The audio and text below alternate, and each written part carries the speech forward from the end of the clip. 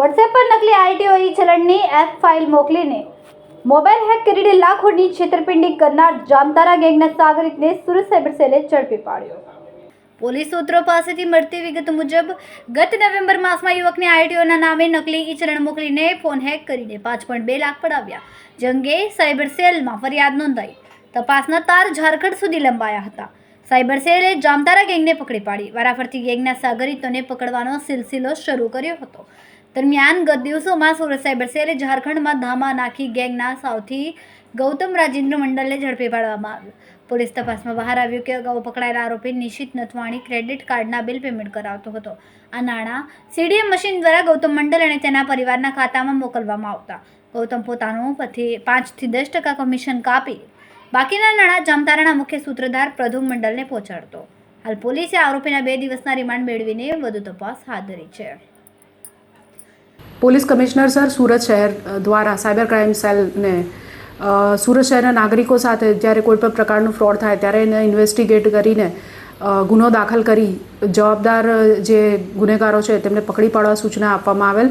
તે અંતર્ગત ગત વર્ષ 2025ની અંદર સુરત શહેરના એક નિવાસી સાથે જેને આપણે આરટીઓ એપીકે ચલણ ફાઇલ કહીએ છીએ એના મારફતે લગભગ 5 લાખ રૂપિયા જેટલી માતબર રકમનું ફ્રોડ થયેલું હતું।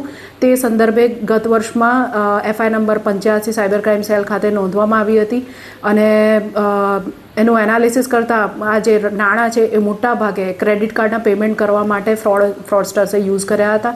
એ આધારે અગાઉ એક આરોપી નિશિત નથવાણીની પણ ધરપકડ કરવામાં આવેલ હતી।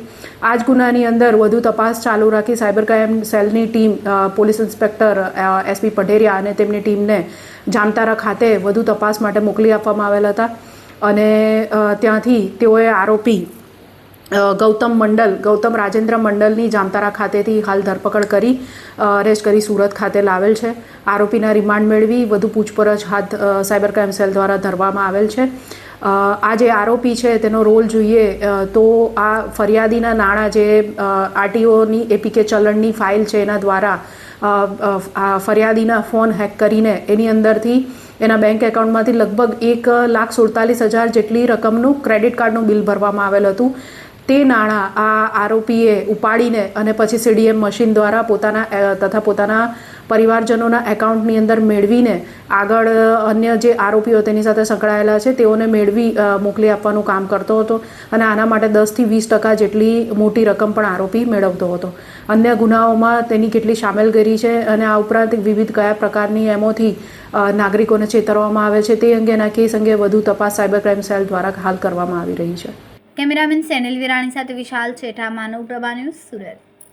અમારા વિડીયોની નવી અપડેટ મેળવવા માટે સબસ્ક્રાઇબ કરો માનવ પ્રભા ન્યૂઝ ચેનલને, બેલ આઇકન ક્લિક કરો લેટેસ્ટ વિડીયો સૌથી પહેલા મેળવવા માટે।